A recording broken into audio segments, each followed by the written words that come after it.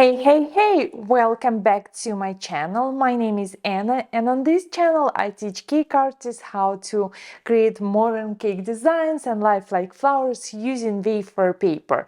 And today I wanted to show you another way how you can use my crinoline to wafer paper lace. I'm going to show you how to make it, and I will answer some of your questions about storage and preparation, how to make it flexible. And also I'm going to show you how to assemble this lace on a cake. So let's begin. Let's start with making our lace. For my lace, I'm using a smoothie maker. You can use a blender or something where you can mix your wafer paper with water or with liquid. I'm going to use my scraps, and I usually make this lace by weight. I'm going to take 6 grams of wafer paper. And 6 grams is about one full sheet of wafer paper. It depends on the thickness, but in general, I'll show you the consistency I'm after, so it's easier for you to understand what I'm explaining. So 6 grams of my wafer paper. And I have 100 milliliters of cold water I'm going to add to my mixture. And my recipe is 6 grams of wafer paper to 100 milliliters or 100 grams of cold water. For my color today, I want my crinoline teal to be sparkly and very lace inspired, so I'm going to use Brilliant Sparkle by the Sugar Art and add this to my mixture. And also I want my lace to be a peak and not so see-through as usual wafer paper. That's why I'm going to add just a touch of white gel color to make my lace a peak. And now all I need to do is to blend this until I can see that this mixture is very liquid but homogeneous. And now we are going to fry our lace. Now that my pan is hot enough, I'm going to take my mixture and place a few spoons on a pan. And then I'm going to take a non-stick spatula and spread my lace around, making as thin layer as possible. You can see I took my pan off the heat because I feel it's drying a little bit quicker than I would like. So I'm trying to regulate the temperature. And the idea here with making this lace, we are not frying. Technically, it's a frying pan. We are not frying, but we are looking to gently dehydrate this mixture using this heat from a pan. Now I have my lace spread around. Again, I'm taking my pan off the heat, and you can see that some parts are still shiny and other parts already start to remove themselves from the heat. So I'll wait for maybe another second and I will play around placing this back on the heat and then taking this off. You can see that the lace starts to release itself from the pan and it almost has no other spots where it looks wet. Okay, and I'll try to take this off. And now I have my first piece. And I'm going to take a piece of wax paper and set it on my table to cool down and reabsorb a little bit of moisture from the air. I will clean my pan, making sure that I have no extra pieces left, checking if it's hot enough, and I will take another teaspoon or two of this mixture and spread it around using a non-stick spatula. Less mixture you use, the lacier you get the look. The more mixture, like 2 tablespoons or 3 tablespoons, the thicker your lace would be and more opaque color you'll get. Okay, I'm going to take this off the heat, check if I have any liquid left, gently move this around and look for the lace to release itself from the pan.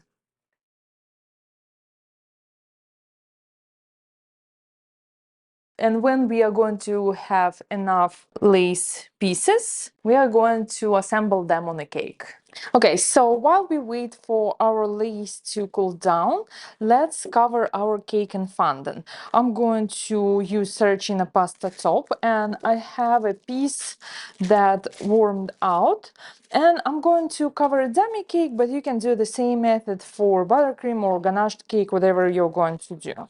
So for my fondant, I would need a piece that longer than 5 inches, because I want my fondant to go up for maybe at least 6 inches. So that's the piece I'm going to need. And the width or the size for my overlap should be at least 18 inches. So 18 inches by 8, and I'm going to set my cake dummy aside. I have cornstarch and a few basic tools that usually I use to cover my cakes in fondant. My favorite tool is a rolling pin with the spacers. This is a 1/8 of an inch spacer, and I'm going to roll my fondant out.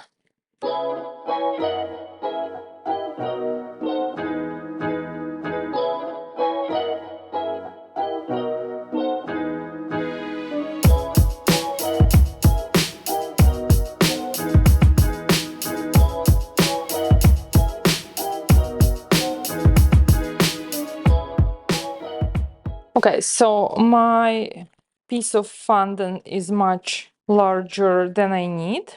What I wanted to do is I wanted to mark about 6 inches. So I wanted this part to be my face side, or like the overlap. And I know that I need at least 18 inches from there. So this is going to be my length, like this. And I wanted to measure 6 inches this way, so I know that I'm going to keep this edge 6 and 6. And I'm going to cut this into a straight line. Okay, so this is going to be my base, and this part is going to be my overlap. I wanted to thin out a little bit this side, so when I'm going to overlap my fondant, I'm not going to have a double thickness. So I'm just taking a rolling pin and making this part thinner.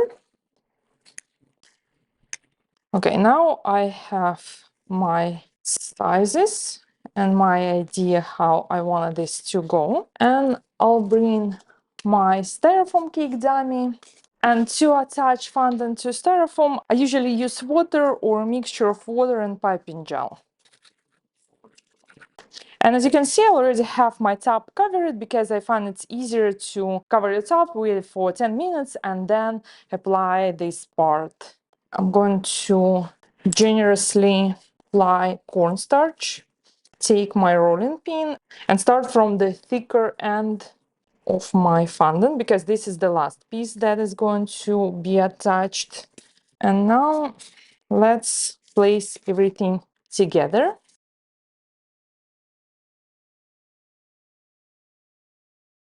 I'm making sure that I'm loving the shape, and you can see it folds over a little bit on a table, but I hold it for a second, creating this sort of like a pocket where I'm going to place my lace. So I will leave it on my table and cut pieces I don't want to have here.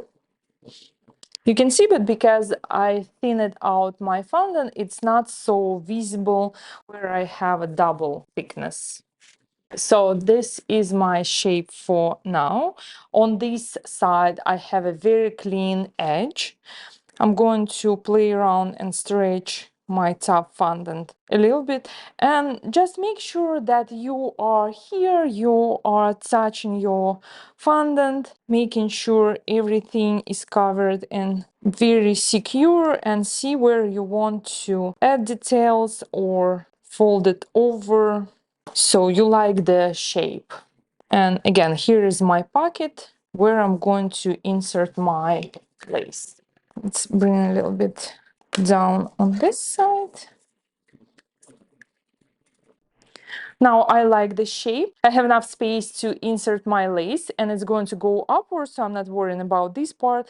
It's going to be heavy decorated with lace. I will leave it on my table for maybe 10 minutes, then I can cut this part and have the same clean edge on the right side of my cake. And we are going to attach the lace. So using one sheet of wafer paper or 6 grams, I managed to make 5 pieces of this lace.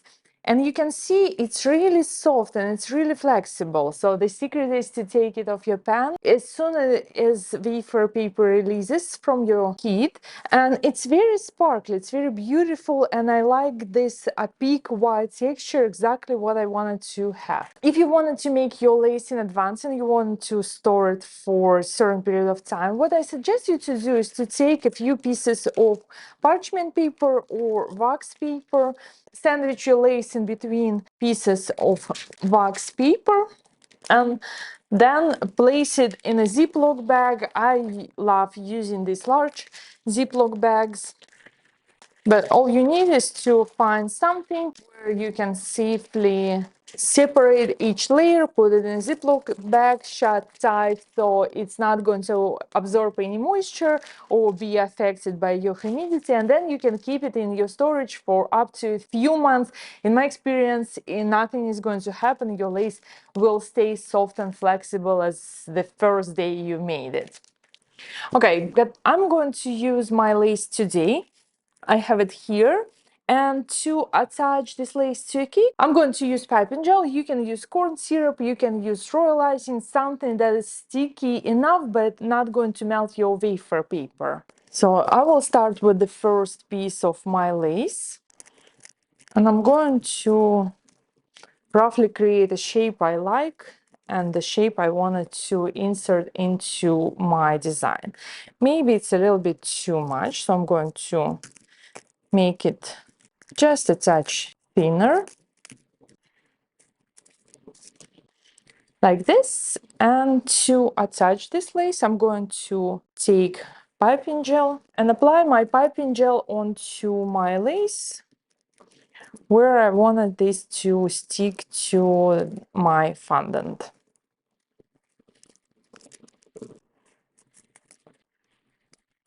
So this is my first layer or my first line. Now I wanted to build a little bit more interest and thickness.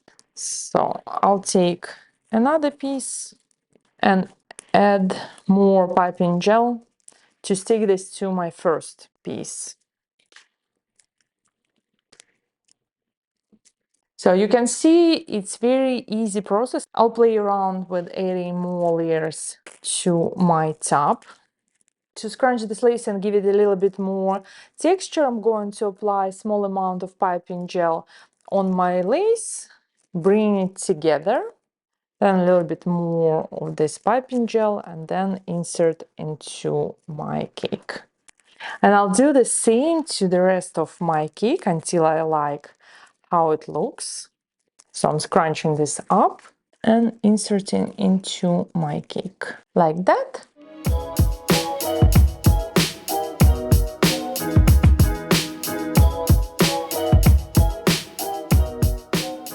And maybe another piece right here. And so far I only used 2 pieces of my lace and we made 5.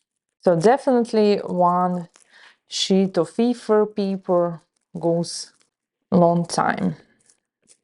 Like that, I'm going to clean my hands and add other decorations to my design. And now I have my lace design complete. I wanted to add more decorations, starting with using this mold. This is the flower mold by First Impression Molds, and I'm going to use it with fondant, adding a touch of cornstarch to the cavity and taking just a small piece of fondant. This is the same color as I used for my cake.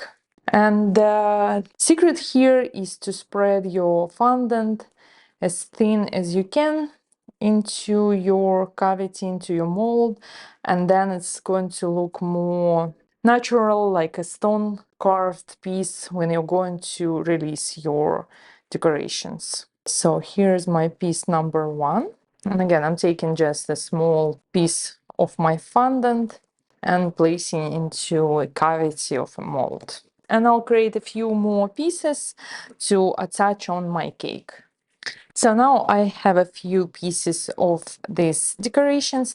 Also, I wanted to add my favorite decor. These are fresh water pearls. These are from Maggie Austin's book, but I love them a lot. If you don't have them, you can use edible pearls. And another decor I have are these isomalt edible crystals, and they look like beautiful drops of water. I think they are going to be nice addition to my design. I'm going to use piping gel, and I'll start attaching this to a cake and building my design like it's growing, and it's like a continuing design coming off this place.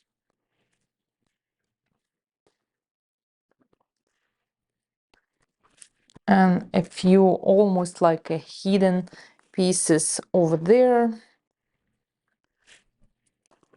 like this. On this side I added 4 pieces, and I wanted to place a few on this side as well.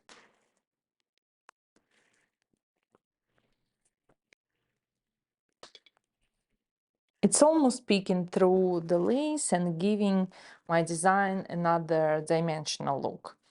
I'm happy with the placement.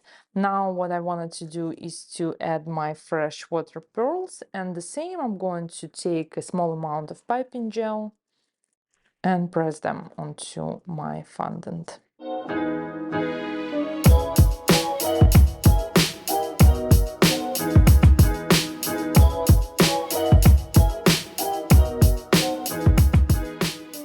Even we are working with the same color, white, but because we're using different shapes and different materials, you can see how dimensional it's starting to look with all these decorations. And on the other side as well.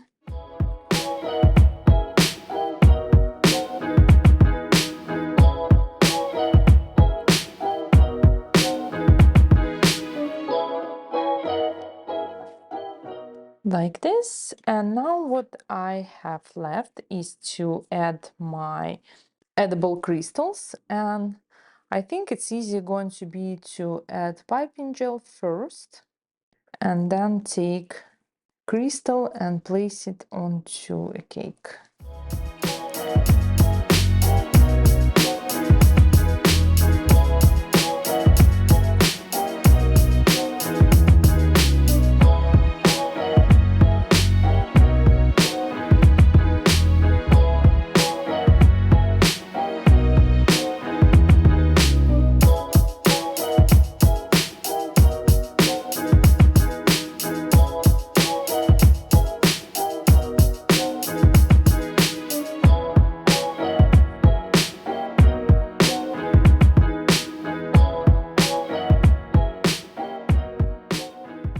And now you have it. Very flowy, beautiful design using wafer paper crinoline tool technique and a few more decorations with fondant and simple flower mold.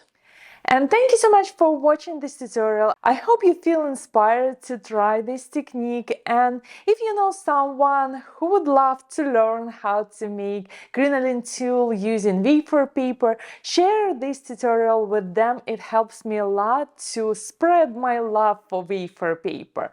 My name is Anna, and I'll see you in the next video. Bye bye!